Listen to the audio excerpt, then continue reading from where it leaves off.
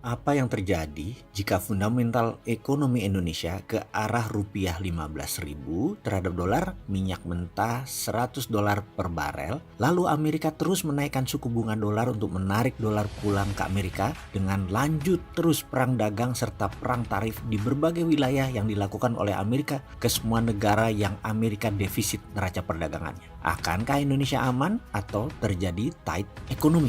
Uang jadi kering. Akankah perang tarif dan perang dagang malah membuat Amerika bermasalah atau malah membuat Cina negara jadi kuat? Dalam dua buku geopolitik berjudul To See Die Trap dan War by All Means, kita akan kupas naifnya bangsa Indonesia melihat permainan tingkat tinggi beberapa negara adik kuasa itu. Terlalu kasual, terlalu gampangin kesannya. Dalam buku War by Other Means, instrumen perang yang dipakai saat ini adalah ekonomi, bukan lagi kombatan ala Perang Dunia Kedua atau perang intelijen zaman Cold War ala James Bond. Kali ini instrumen perangnya adalah ekonomi. Hingga rincian terdalam, perang by other means ini terinci dalam perang dagang, perang cyber, perang legal atau legal warfare. Semua disusun dan terbangun rapih semisal perang Sipadan Ligitan yang diambil Malaysia dengan cara legal warfare strategi. Timur Timur diambil dengan economic warfare strategi. Rupiah diserang dari 3.000 ke 15.000. Selain Timor lepas, rezim 32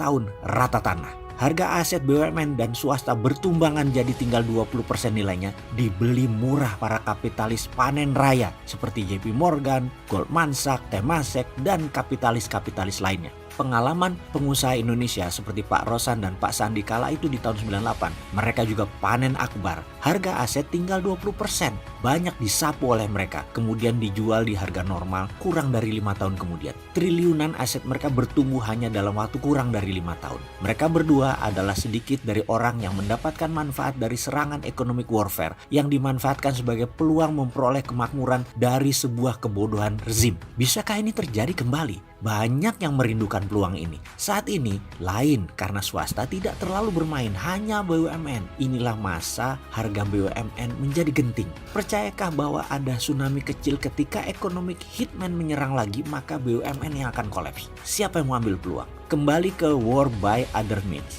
Perang cyber jagonya Rusia. Rusia jago sekali perang hybrid dan menggunakan tool, salah satunya adalah cyber war. Demi memecah Eropa, Brexit Inggris diprovokasi melalui cyber dan mempengaruhi jajak pendapat penduduk Inggris. Sehingga Inggris keluar dari Uni Eropa. Eropa jadi lemah. Itu maunya Rusia. Cyber Rusia memenangkan Trump, di mana Rusia anti sekali dengan Hillary Clinton yang kalau jadi presiden bisa menyikat Rusia, dan lebih baik Trump yang jadi presiden. Trump disebut non-devil, iblis yang mereka kenal, ketimbang Hillary yang dikenal dengan istilah unknown devil, iblis yang tidak dikenal.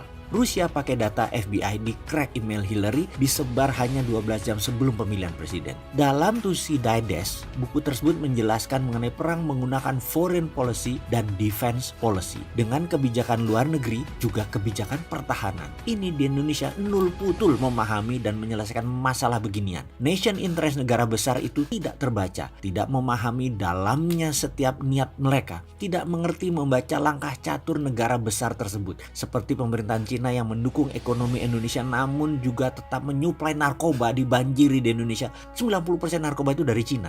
Amerika mendukung Indonesia menjadi tuan rumah IMF tapi belum tentu memberi dana hutangan untuk menutupi APBN. Kebijakan Indonesia melawan Thanos namun bergantung 70% produk ekspor Indonesia ke negara Thanos. Thanos itu negara Amerika dan sekutunya, Korsel, Jepang, Taiwan, dan Singapura. Lalu kita malah mendukung dan bermain sama negara penyedia impor Indonesia. Pengalaman berbisnis begini ya, kita harus memanjakan divisi sales dan marketing di dalam perusahaan dan memanjakan klien serta customer yang membeli produk kita, dan berusaha bergantung pada supplier luar atau impor. Ini kebijakan malah kebalik. Kita malah deketin supplier importir, main-main sama supplier importir, customer eksportir malah tidak diperhatikan. Pengalaman saya sih sebentar lagi perusahaan kayak gini ya kolaps, customernya atau pelanggannya ya pindah. Coba aja kalau nggak percaya.